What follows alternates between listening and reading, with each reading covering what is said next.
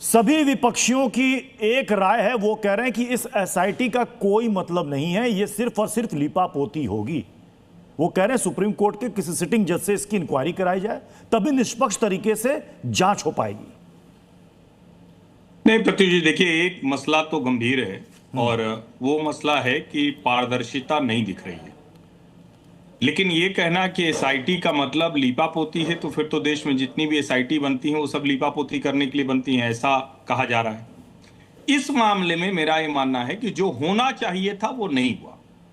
अभी तक किसी भी ऐसे व्यक्ति की गिरफ्तारी नहीं हुई और ट्रांसपेरेंसी ना होने का नुकसान क्या है ये बड़ा समझना चाहिए। जो मुख्यमंत्री जी कह रहे हैं, अगर ट्रांसपेरेंसी होती तो इस तरह की अफवाह नहीं फैलती।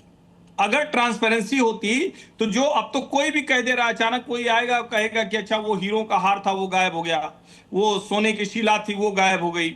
सवाल ये है कि ये जो चंदे में चोरी या दान के गबन, जिस भी नाम से आप बुला रहे हैं, ये पाप है और ये पाप हुआ है तो इसका प्रायश्चित तो हर उस व्यक्ति को करना पड़ेगा जो इसमें शामिल है। अब न्यासियों की भूमिका की बात होती, और पहले भी मैं लगातार कहता रहा हूं, फिर से कह रहा हूं, राम जन्मभूमि तीर्थ क्षेत्र न्यास के न्यासियों को नैतिकता का शीर्ष पैमाना स्वयं दिखाना चाहिए। ये नहीं चलेगा कि दूसरे से श्रेष्ठ आचरण की उम्मीद करें, और जो श्री राम जन्मभूमि तीर्थ क्षेत्र न्यास के न्यासी हैं वो इस तरह का, उनको पहले त्यागपत्र देना चाहिए। मैं आज भी ये मानता हूं कि उन न्यासियों को अपना पद छोड़कर और इसकी जांच, आप ये बड़ी बात कह रहे हैं कुछ होगा उससे वापस। हर्षवर्धन सर, आप बड़ी बात कह रहे हैं, मतलब जब तक जांच चल रही है तब तक हट जाए पद से, त्यागपत्र दे दे। बिल्कुल हट जाना चाहिए, मुझे नहीं समझ। और देखिए मैं मतलब उसमें और लोगों को तो नहीं जानता हूं, चंपत जी को तो मैं जानता हूं, उनके जैसे व्यक्ति जिनके जीवन में मतलब इस तरह के लोभ मोह माया का कोई स्थान नहीं है, वो प्रचारक रहे, सारा जीवन उन्होंने जिस तरह से बिताया वो बहुत से लोगों के लिए आदर्श है। अब अगर वो वहां पर हैं और कोई गड़बड़ हुई तो इसका सीधा सा मतलब हुआ कि आपको उसकी निष्पक्ष जांच कराना है। वो जांच कैसे होगी? वो जांच होने के लिए पहली शर्त है कि न्यासी वहां नहीं रहे, भले वो कहें कि हम इसमें नहीं।